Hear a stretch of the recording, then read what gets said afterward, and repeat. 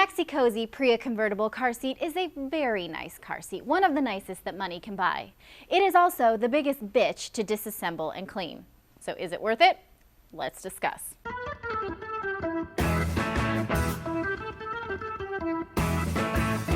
This is a convertible car seat, which means you can use it when your baby is anywhere from 9 to 70 pounds. So it fits newborns and toddlers alike. It's in the upper end of car seat options. My son used the Britax roundabout when he was rear facing, but he abused that seat so badly that I wanted to get him a new one when it was time for him to face forward. We decided to test the Pria, and it is kind of like the difference between an economy and a luxury vehicle. I can't exactly fit my J-Lo in this seat, but I can tell by just looking at it that it is far more comfortable for my little ones. One great feature of this seat is the ease of reclining it. Most seats make you fight with a release lever up front. The Pria has a lever in the back that lets you recline it ever so much easier. The headrest is also very easy to adjust by just sliding up and down. My son also really loves that his new seat has this fancy cup holder. He loves to keep his drinks and his snacks in here, but unfortunately it gets kind of funky with use because the cup doesn't come out clean, which I really wish it did.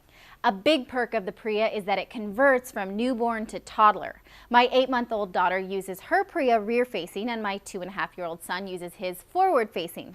It is nice that you can use this for an infant, although you sacrifice the ability to have your car seat double as a baby carrier if you do that.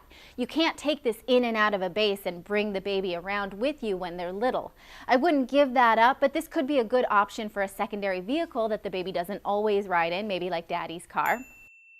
Changing the configuration from newborn to infant is easy, but changing from rear-facing to forward-facing is not. It took me far too long to figure out how to adjust these car seat latches from rear to forward-facing, and the written instructions were not at all clear. What they were trying to say is that the car latch has to go through these holes if your child is forward-facing, and these holes if your child is rear-facing.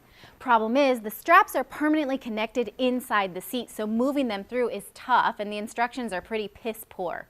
When I adjusted my daughter's, I did so in the snow, and I was so frustrated and confused that I nearly pulled an Office Space on this. The worst part of this seat is cleaning it. My son is potty trained, but he's had a few accidents in his Pria. That means I had to strip down the lining and wash it. This extra soft and comfy padding is not washing machine compatible, so I had to sponge it down by hand, which was beastly.